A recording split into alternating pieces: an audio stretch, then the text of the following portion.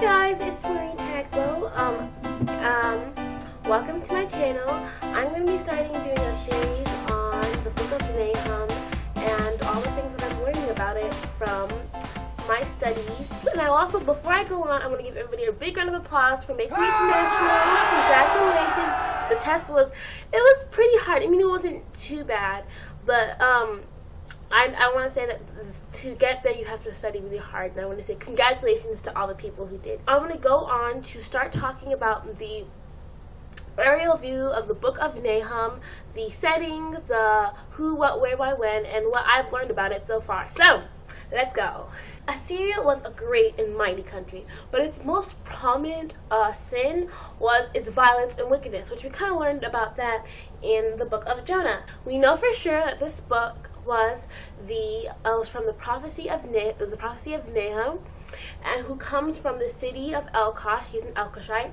No one is really quite sure where that city is, but it is said it's kind of in the southwest part of Judah. Another theory is that it comes from the city.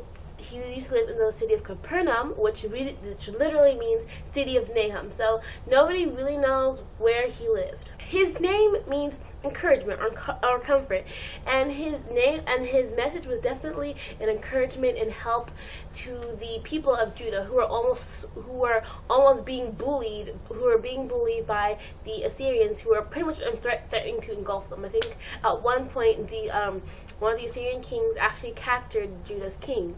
So things were getting pretty bad for the people in Judah.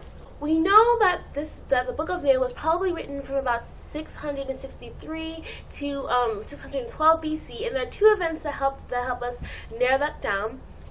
In the book of Nahum, Nahum mentions the destruction of the city of Thebes that the Assyrians conquered, and that happened in 663 BC. It also predicted the falling of Nineveh, which happened in 612. So we know it was written somewhere in between there. Okay.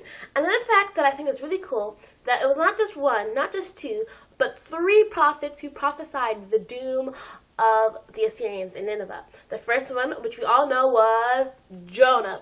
The second one, which we should all know by now, was Nahum. The third one, in fact, is Zephaniah, and you can check it out in Zephaniah 2:14 through 15. And then I'm like, oh, that's really cool. So I wanted to share that with you.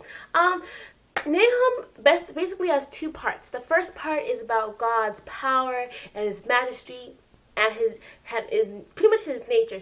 He is a jealous God and an angry God, but His anger isn't like our anger. Our anger is more like a tantrum. We're throwing a tantrum, we're really angry. But the difference is between His anger and our anger is that He is slow to anger. While we're quick, He is really slow to anger. So, but it does talk about how when He is angry, His anger is poured out like fire, and it compares His anger to a lot of things. So, which is a little scary.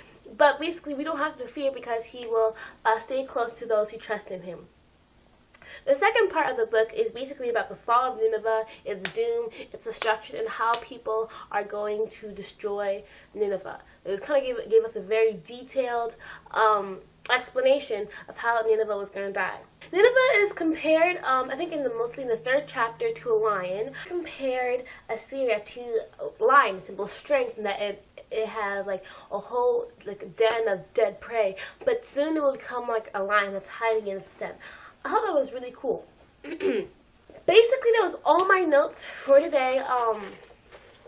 I do have some study resources that I will have linked below, but one thing I always do if I want to try to get the aerial message, basically how they did it, is I will go through 2 or 3 commentaries and take notes on what they say and what they talk about the book. I will definitely read the book of Nahum like 2 or 3 times to really start getting the message. Reading commentaries, listening to sermons, reading the book of reading